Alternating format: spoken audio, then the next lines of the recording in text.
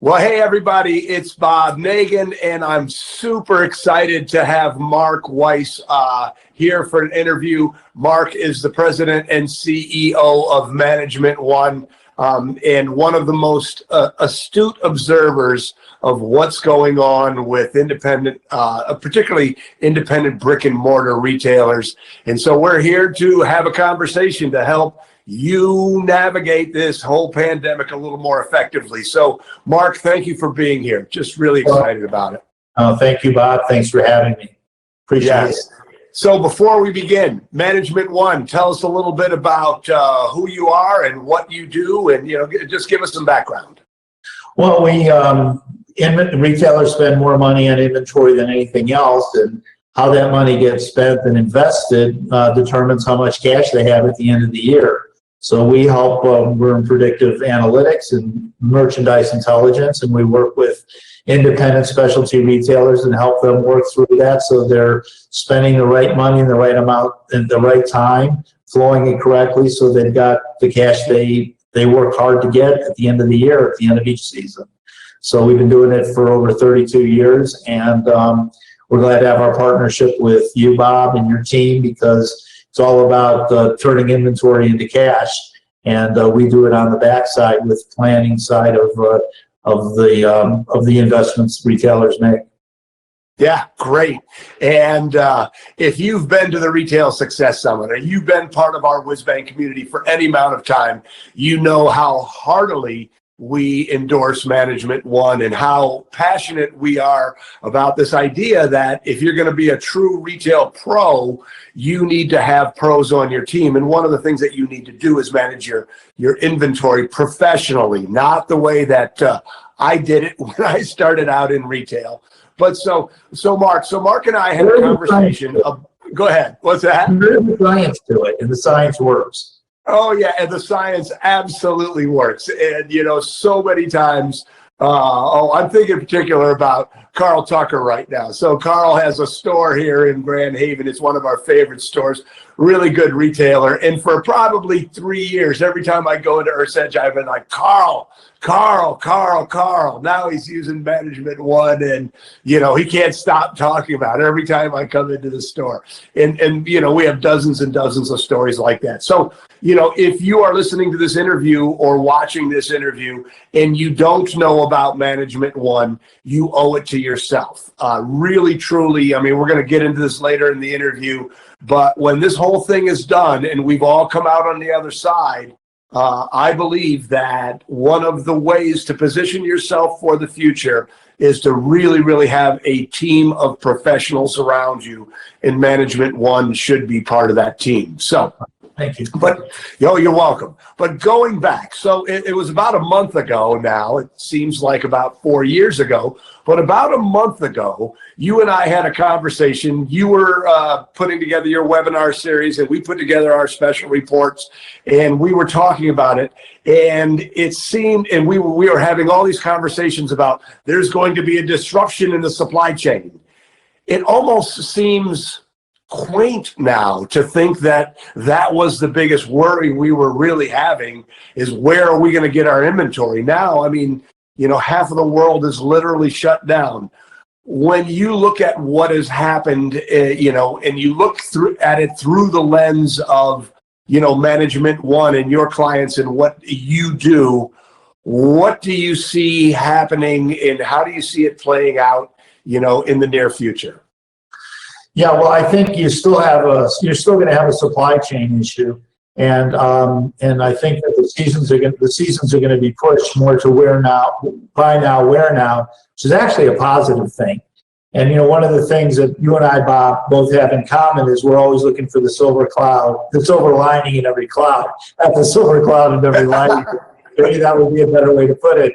And I think that there are going to be some positives that come out of that, but certainly the demand side of it has been a disappointment with the amount of store closings and so forth. But, we're in 23 different verticals, and some of the verticals have really done well. I mean, our uniform stores, our pet stores, our, feed stores, adult stores, they've done well in this, the ones that can stay open. So, but I do think that the demand side is everybody's wondering about when I open, what should I have? What should I promote?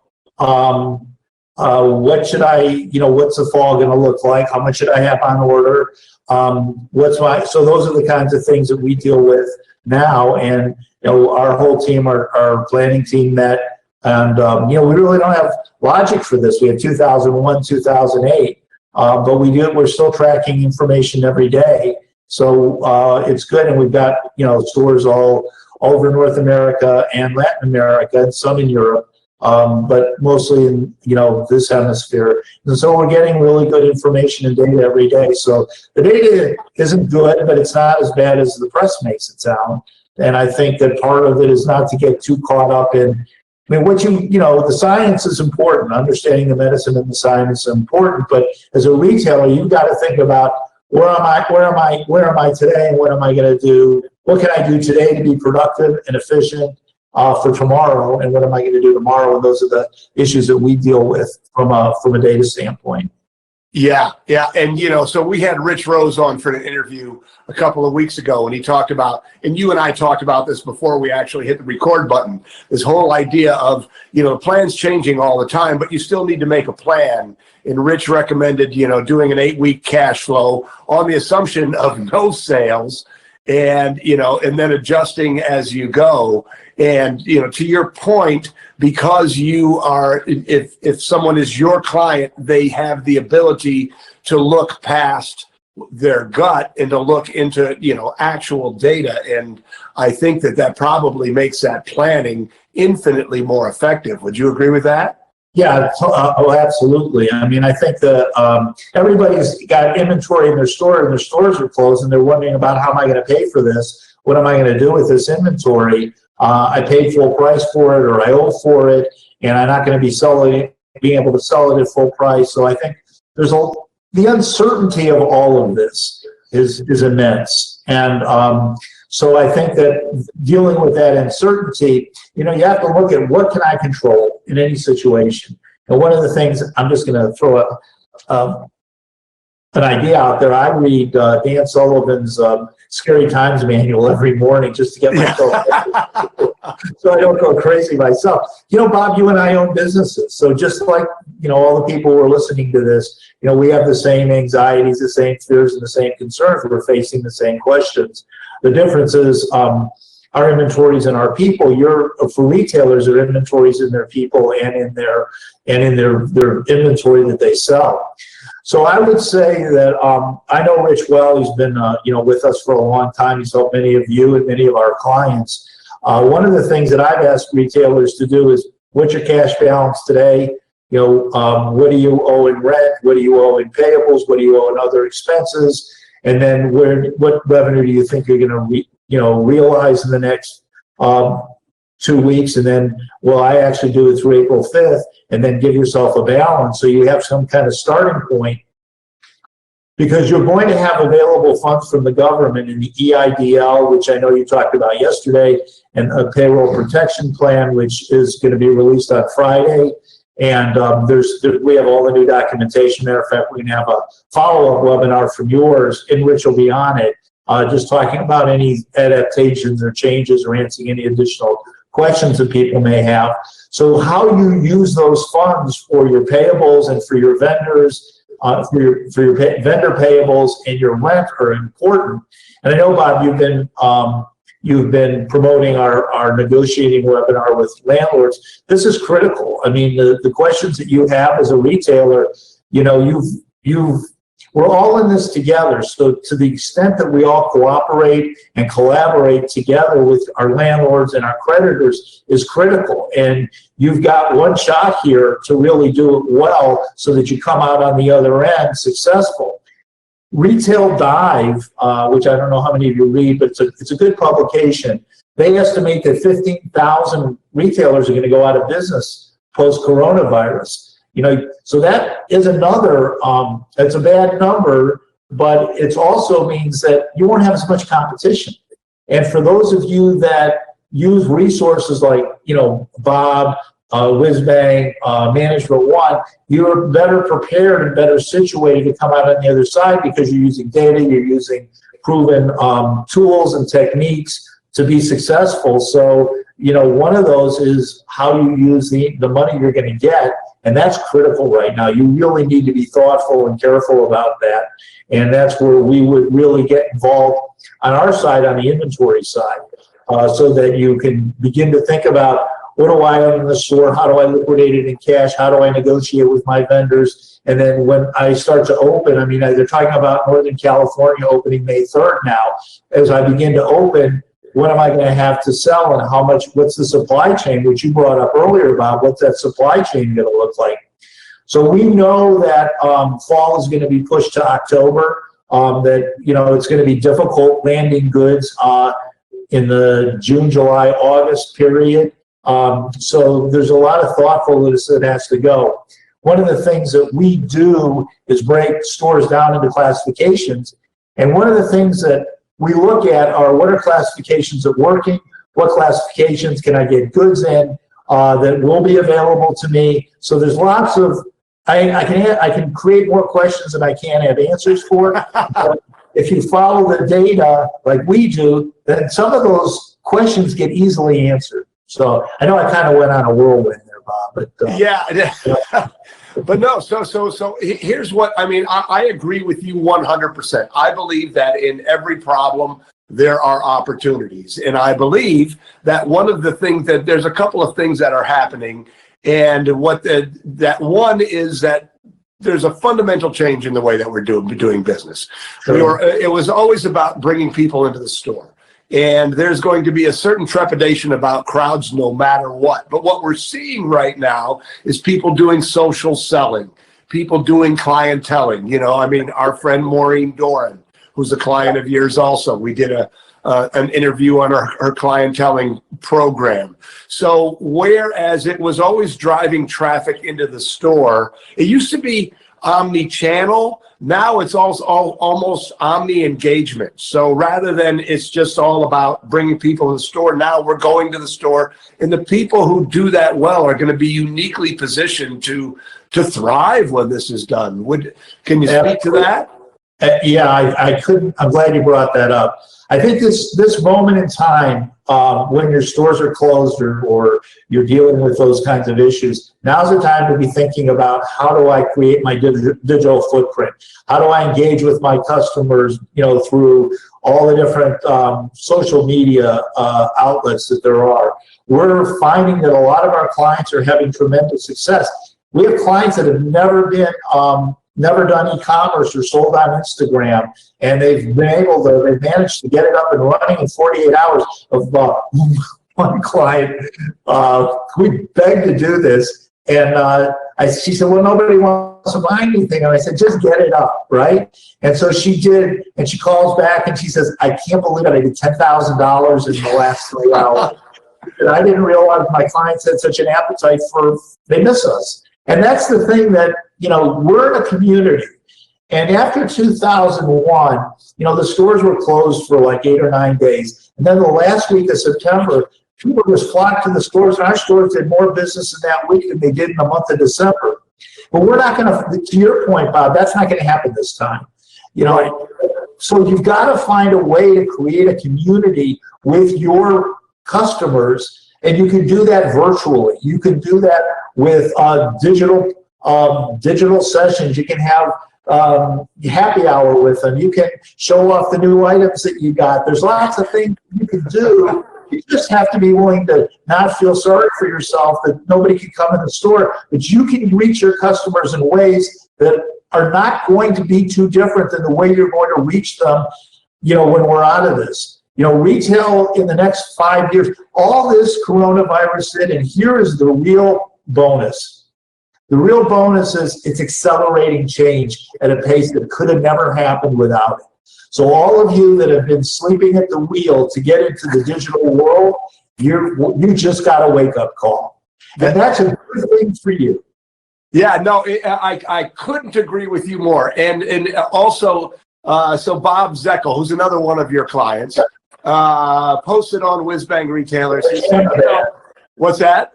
The pajama band. The pajama man, yes, yes. Cloud9 pajamas. And so if you're a Canadian who needs some wonderful sleepwear, go to Cloud9 pajamas. But he posted on Whiz Bang Retailers that, and the quote was, for those of you who follow the Whiz Bang way, we believe that we're going to be better off than ever. And what he meant by that was, you know, we at Whiz Bang Training and you at Management One, we're intensely customer focused. Right. And if you've been intensely customer focused for, you know, in the past, and you've really built those relationships the right way, you know, to that person who did $10,000 by just going online, you've built that relationship. And when people are able to come back and support you, they're just going to come back with such almost ferocity because they want you to be successful. And I think so. I think that it's about what you've done in the past. But it's also to, you know, I mean, if you've built relationships the right way in the past, you're positioning yourself to be more successful in the future. But it's also to what you were saying is it's causing change. You know, people are doing Facebook Lives who would never dream of doing a Facebook Live, but now they have to. The hustle becomes more important. And there's something else that I want to bring up and I'd like you to speak to is authenticity. You know, I was talking to a client and she asked me about sending out an email. Her typical emails are, you know, and she's a woman's boutique. Her typical emails, you know, have a graphic and a message. And that served her well, you know, during normal times. But she sent me and said, what do you think about this? And I told her, I said, I don't like it at all. It's a graphic. You look like Nordstrom's. I said, make a video and be you and see what happens. Well, she sent out the first email and essentially got 2 orders from it. She made a video and she said it wasn't even a very good video, but she got 30 orders from it. We are now in the business of being ourselves. Right. And if you're not a good person, that's bad for you also. But I mean, do you agree with that whole idea of authenticity and being yourself is important? Yeah, I mean, I think people crave it. I mean, I think the desire to be around and surround yourself with people who are authentic and real is huge. And most independent retailers are. I mean, they come from the same place that their customers come from. So their ability to reach out and connect in that way. I've always said that, you know, for most of my career, I said retail was really about people and inventory. But now I believe it's people, inventory, and messaging. How you message, and to your point, Bob, if you can do it authentically, which should be natural for most of our clients, that will resonate with your customers in a way that the big guys can't. They're still going to be big corporations. They're still going to be Amazon and corporations and, you know, not taking care of their people the way that you do. I mean, that one-on-one is something you can express, but you've got to learn how to message it. And that example of that person that, you know, did a video instead of just an email. And I want to speak a way to also encourage authenticity. And a lot of people don't like to do this is forget about email for a while. Pick up the phone and call people. Right. Call the customer and say, you know, Bob, how you doing? How's your family? How you guys working through this thing? The discussion will end up coming back to the store. But if you show that you care, Zig Ziglar had a great line. Nobody cares how much you know until they know how much you care. Yeah. And Maya Angelou said, you know, people will forget what you did for them. People will forget what you said, but they'll never forget about how you made them feel. So to the extent that you make people feel good, the return on that investment is priceless. And don't worry about the 20% of the people who I call are mumsers, but, you know, the 80 or 90% or even 95% of the good people out there will really are the ones you really want to be around anyway. So I think the authenticity thing is just about being real and sometimes just forget about, as much as I believe in the digital part of it, and I'm, you know, full on with that, but sometimes the digital part is just FaceTiming or talking to your customers, and that's huge. I mean, I have another client in Houston, and we were talking, and last week I said, you know, have you been calling your customers? And he says, yeah, all I do is walk around the house with this pin to my ear and FaceTiming my customers. You know what they say? What can I do for you? Right, exactly. what you can do for me is I can't get in the store to sell anything. I'm locked out from even going in. But what you can do is, maybe buy a gift certificate and use it. You know what he collected in gift certificate money that week? No. $60,000. Oh my God. All from phone calls with his customers who said, what can we do to help? That's amazing. That's amazing. And it's, something else that we've been talking about. So I don't know. Cash flow projection. He did it. What's that? He was able to add that to his quick cash flow projection. Yeah, that's exactly right. So I don't know if you know this, but I'm doing a podcast every morning, right? So right. Corona and the coronavirus and the independent retailer podcast. And one of the themes that I just keep coming back to is this idea of hustle, hustle. All of this stuff that people are doing now because they're forced to hustle is going to be part of the way that they do business when this is done. So I just had a platinum mastermind group call, Susan and I did, and we were laughing about in January, we had our meeting in Los Angeles. And Susan and I were talking about that this is coming, and they all looked at us like we were conspiracy theorists.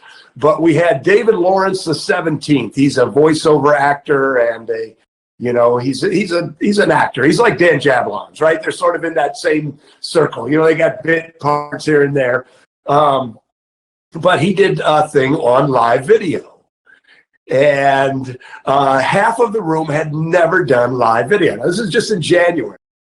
And the message that he gave, and he got very, very emotional when he gave it, because people were saying, oh, I don't look good. And people had all these excuses why they weren't going to do live video. And David just in his very, very David way was like, look, you're enough. You are enough.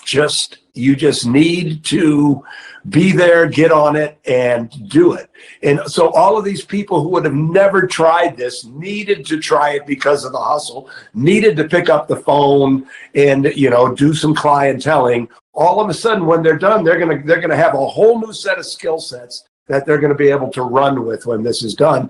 And to your point earlier, there's not going to be as much competition. The Beanie Babies. I lived through Beanie Babies, and Beanie Babies made a lot of people think they were really, really smart, when in actuality, all they had was a Beanie Baby account. And when Beanie Babies went away, all of a sudden, what did Warren Buffett say? When the tide goes down, you see who's not wearing any swim trunks, or something like that. And that's what's going to happen here, right? But the people who are good, the people we're talking about, the people who use your services, the people who are studying their retail mastery system, good things are going to happen. Yeah, it's a lot of it just comes, part of what I think we deliver that makes it work is the focus. If you focus on the data side, the planning side, you can strategize, you can create tactics, you can, where you thought you were stuck, all of a sudden you can see where you're not stuck. Because there's so much of this kind of thinking, we tend to look at circumstantial evidence to make decisions. And that's, I found that the world is counterintuitive. What the data tells us is different than what you might be reading in the paper. I was talking to you about it before, Bob. 42% of our clients did better than average and only dropped 19% for the month of March. 58% didn't do well. They dropped like 59%, but a third of those were closed, so they couldn't. So overall, the numbers, if you look beneath the numbers, there are some things there that are not that bad. So it's a matter of looking for where those are. And I think the thing that Retail Mastery does and the Selling Academy do is they really get you to focus on the things and the activities that you can do to hustle and just kick it up a notch. We call it being relentless, but hustle. And if you can kick it up a notch, you'll come out on the other end better than maybe you did coming in. I absolutely. I 100% believe that. You're getting new skills. So in my 19 years of retail, I went through 3 existential crises, 3 times where I should be broke, right? I should close the doors, but by God, I'm young, I'm poor, I'm stupid, I'm relentless, so I didn't. But, every time I managed to make it through, I was better. I mean, I still wasn't good enough not to do it again, of course. But, well, Bob, you think like this. You think like, what can I do to be better? You don't take it on the chin. When you get knocked down, you get back up and you learn from it and you figure out how to be better at what you do and not just sit in your own. There's a Zig Ziglar thing about getting caught in the spot, which is one of my favorite expressions. He told the story about before a muffin. And I lived in the South for a while, but I never do this. Before a biscuit or a muffin, I guess it's a biscuit, rises, it drops. And so then it takes a force of heat to get it up to rise. Okay. And so when it drops, it's called the squat. So he always said, don't get caught in the squat. And I think we're in that now. And, the thing is, it's going to take an effort, a hustle, a relentlessness, as you say, to push yourself back up. But if you do that, you'll be the victor in the end. There's no question about that. You've done it 3 times in your life. I don't know any successful person that hasn't, had awful failure, and I have as well. And it's what you do with that and how you come out of it that gives you the strength to get through situations like this. So for those of you that are young that just don't have as many miles behind you as Bob and me, you're two guys that have been through the wars for a long time, and we're both here and persevering and prospering, and we'll prosper again. Because we don't get freaked out by this stuff. And I think don't hit the panic button. Stay focused on the things you can do and the things you can control. And a lot of that is what Bob delivers and what we deliver. And you stay focused on those things, a lot of good things can happen. Your morning chats are just essential because they give people hope and confidence when, if they turn on the news, all they feel is despair and discouragement. So I think, and there is a lot of things to feel, there's a lot of bad things happening. I'm not second guessing. Absolutely. But, part of it is we still have to stay focused for our sakes, for our family's sakes. Stress hurts your immune system. You can get sick anyways. You don't want to get sick and have to go to a hospital right now. Not right now. So, I think your business gives you a place to find, outside of being with your family all day, which has got to be, challenging for a lot of us. But it's a good thing. But, what do they say about fish?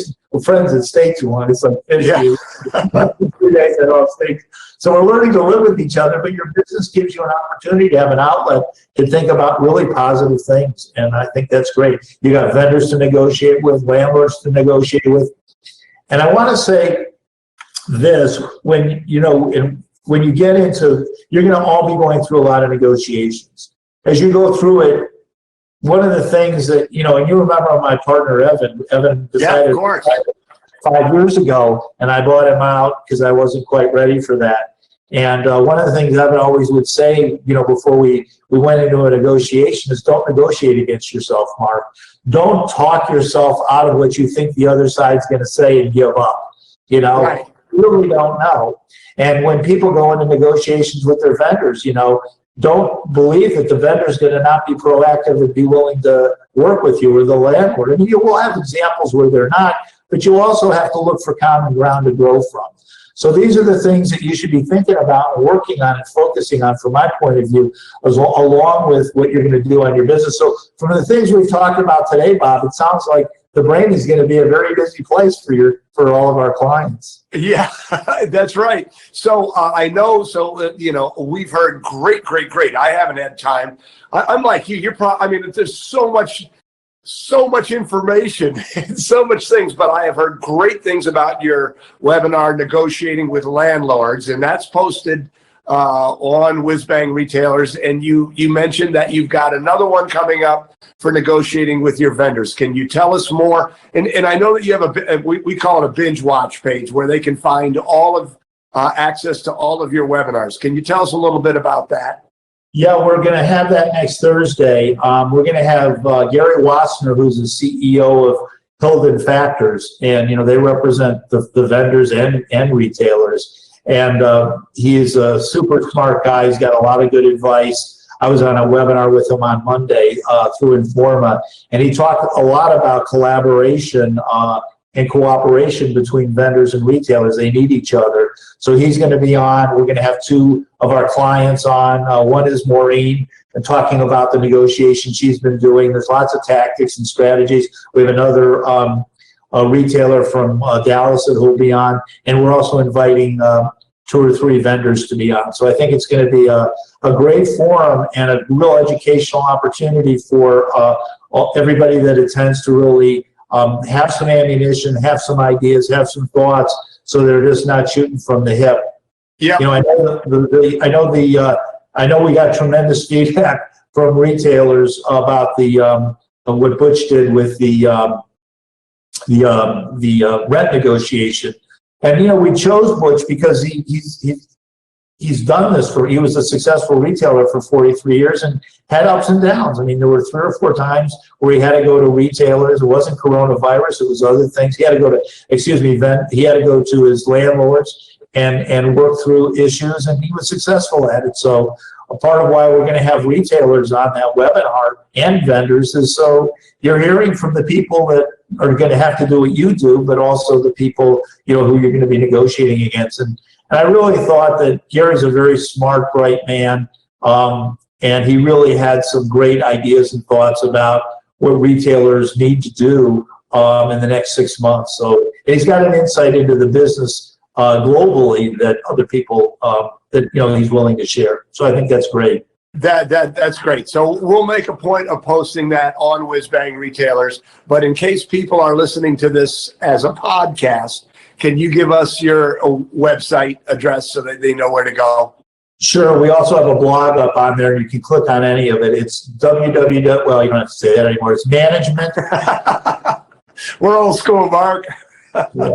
It's management, and then it's -one.com. Management-one.com. Not underscore, but -one.com. I feel like a politician. You go to my website, but you don't have to and learn. And we also put an action thing up there for things that you can do from what we provide that can be a benefit to you. We don't get into the work that Bob does well, because Bob does it better than anybody else. But when it comes to planning your inventory and all the things that surround it, vendors and landlords, and also help you with help you manage your expenses. I mean, we've got if you want to look at what your business is going to look like, when this is over, we've got templates to help you with that too. Bob, you and I share one thing. We talked about this early on. We're in it to help our community. And to the extent that our experience, our knowledge, our assets, our resources can be available to you so that you're alive and strong when this is over, helps us all. You and I both came out of independent retail. We both owned our own independent retail businesses. We've committed our lives to helping retailers be successful. And, we're in this with you. So it's not like we're consultants that came out of college. We both graduated from college, but we're people who came out of the college of retail and have used everything we've learned over the last years to benefit our community. And I think that's why we align so well. That's right. Excuse me 1 second. I got to go let the dog in. I think there's a song, "Don't Let the Dog Out." Yes, working from the kitchen table. Because if I don't let it, he'll get more insistent and louder and louder and louder. So good. So, thank you so much. Tucker. No. And now, Bob, that's the perfect example of authenticity.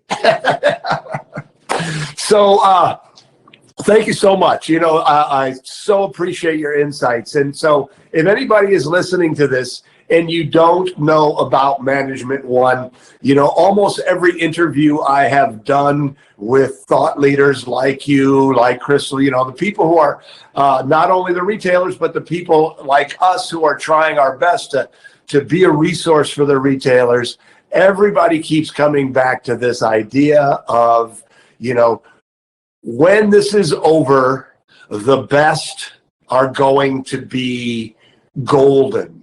And when I think of, I mean, we have this whole model about the pillars of the independent retailer, what it takes to be successful.